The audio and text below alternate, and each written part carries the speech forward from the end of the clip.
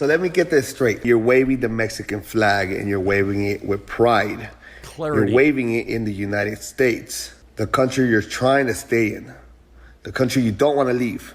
That seems normal to you? That seems logical? That's not stupid at all? None of that's stupid.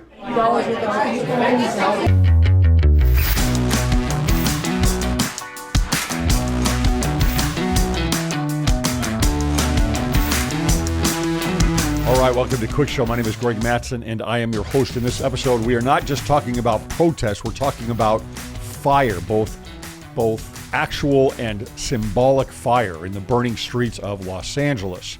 And there's one question that I would ask. Why are protesters waving the Mexican flag in the middle of an American immigration riot?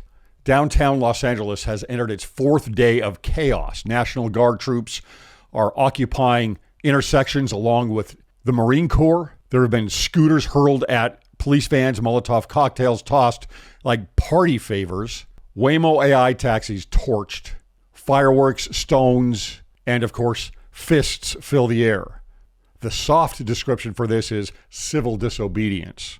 The reality is it's a siege. The 101 freeway is flooded with demonstrators, agitators, and Los Angeles doesn't look like the city of angels anymore. It looks like the demons have broke through the pavement. This episode is brought to you by Cardio Miracle. I take this every day. I take it 3 or 4 times a day. And if you haven't read the science on nitric oxide production in your body and what it does for your cardiovascular system, your immune system, your blood flow, you need to check it out.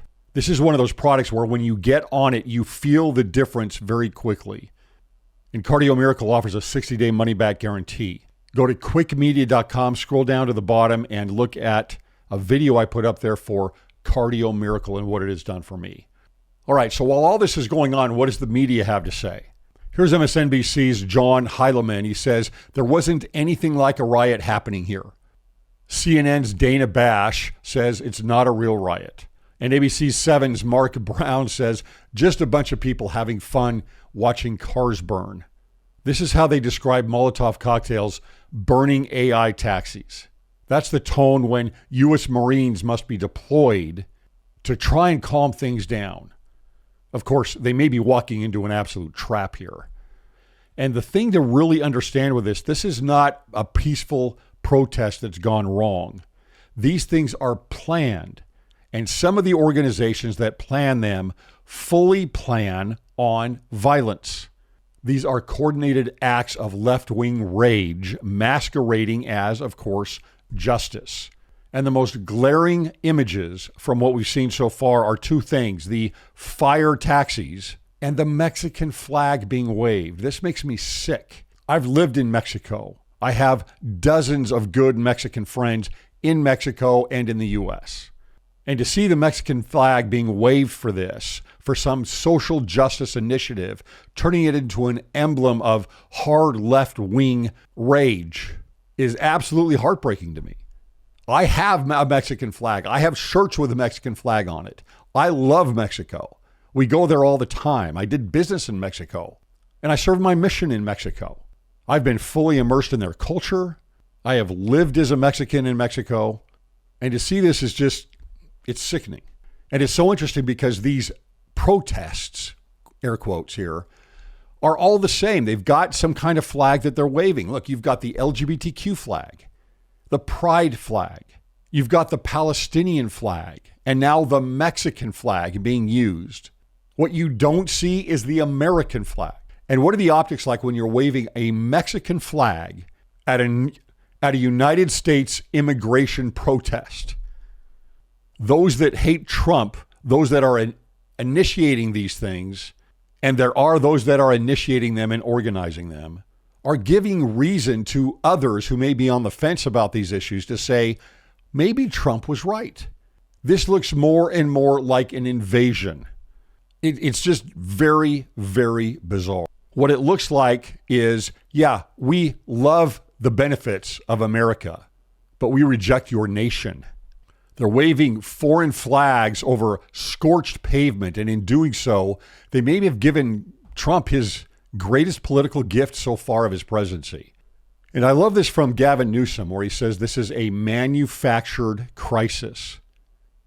Well, it is manufactured, but it's not manufactured by the troops or the National Guard or by Trump.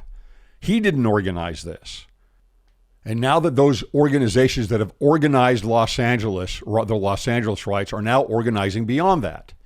Already here is an image in New York, right, with a headline from CNN saying, meanwhile in New York, here's a look at who is protesting, according to a law enforcement official.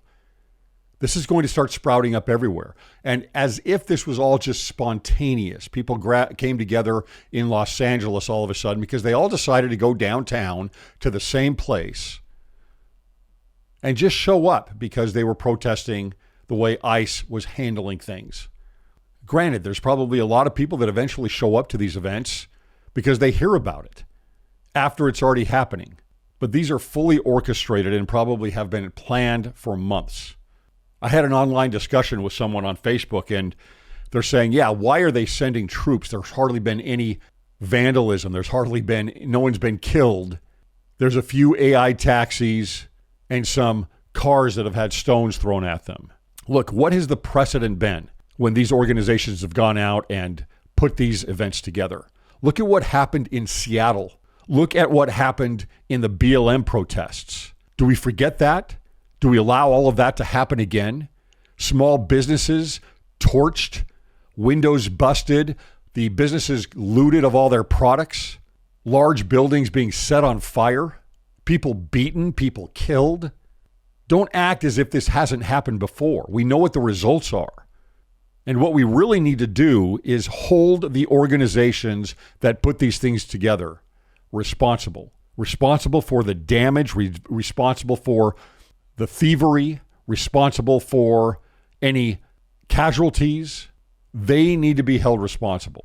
These things are not meant to have unity in any way. They are meant to create division. You don't throw fireworks at police and call it expression. You don't hurl bricks and then wave foreign flags and say, we're going to have unity here. It's a Mott and Bailey play by the left. The news media, which is always complicit in these things, they love this kind of stuff. They get a lot of eyeballs and it's following their agenda.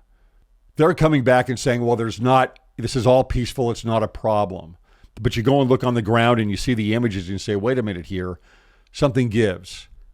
Even Newsweek in their headline here to their article on June 9th says, LA riots, how Mexican flag photos are a gift to Donald Trump. It's absolute confusion. The strategy is horrible in terms of optics, but it's very effective from their organization. Imagine the same problem in LA sprouting up in New York, sprouting up in Chicago, and other large cities across the country. Then they will agitate and invite the military, the National Guard, the police to intervene or try to intervene. And as that happens, the media will turn in their complicity and say, look who the bad guy is here. Look who really the problem is here. It's the police. Defund the police may rise up again. I saw one guy I was having a conversation with I wouldn't even call it a conversation, whatever it was. But I saw his personal Facebook page, and of course he's got F the police up there from this protest. Find where the money is coming from. Who is funding this? Who is organizing it? What are their plans? And prosecute. Peaceful protest is one thing. We believe in that.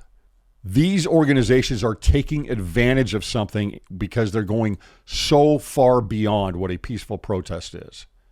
And for the left, it just builds this precedent of we will get what we want by any means necessary. I really hope that the Mexican flag, as it's raised anywhere, and I've seen the Mexican flag obviously all over the place, in people's homes in Mexico, in national memorial sites, all over Mexico. On their Independence Day even, I'm happy to even wear a shirt. I sympathize with the Mexican people on many things. They're such a warm-hearted, good people. But if this continues, that Mexican flag, when it's raised, it's going to be like the Palestinian flag. It's going to become political in the U.S. It's going to represent not Mexico, not the wonderful Mexican people, but it will represent social justice. It will be appropriated by these nefarious organizations. One of the worst things about the flag is that it implies that all Mexicans are on board with this. It is an appropriation of something that is supposed to represent people that are on a spectrum in their political opinions and approach. And they love doing this, as if all gay people support the pride movement, as if those that are pro-choice represent all women. That's what they imply. Isn't it odd that 44% of Latinos in the United States, citizens, voted for Trump? With the number one issue, them knowing that the number one issue that he ran on was immigration. And yet he had a record number of Latinos voting for a Republican. I mean, why do you think that is? Maybe we ought to talk about that. But no, they wave a flag and pretend like all Mexicans are involved with this. So let me get this straight, just so I could clarify it. You don't want to go back to Mexico. You're protesting to stay away from Mexico, but you're waving the Mexican flag and you're waving it with pride. Clarity. You're waving it in the United States, the country you're trying to stay in, the country you don't want to leave. Exactly. But yet you're waving the Mexican flag with pride. Okay. That seems normal to you? That seems logical? That's not stupid at all? None of that's stupid. It's ridiculous. All right. You guys are an embarrassment to the Mexican culture and to the United States culture. And look, you guys I are an think the same embarrassment thing. to everybody around you, and you should be ashamed of yourself. Do better. And you know, this whole thing is not even about immigration. Yes, they want immigration. They want mass immigration. They are furious that we are actually enforcing our borders and our law. You see the mass immigration happening in countries all over the West. This is the left's plan. But it's so much more than that. They are fighting Western values. And again, that's not everybody that's there. That's not the people that get involved after the fact. That's not the observers that are fed bad information about ICE and bad information about who the administration are going after in Los Angeles. They're going after primarily, at least for right now, they're going after criminals.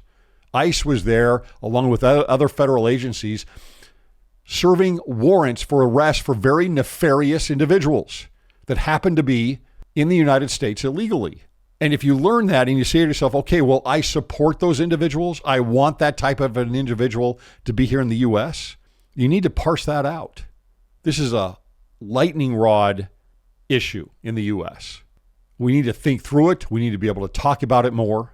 There are some things I don't agree with the Trump administration and their enforcement and their strategy on this.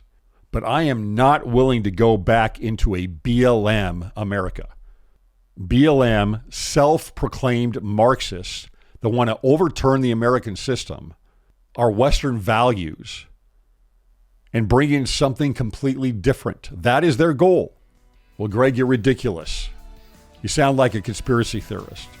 No, look into it. Look who's involved with this. Look what a joke BLM has become.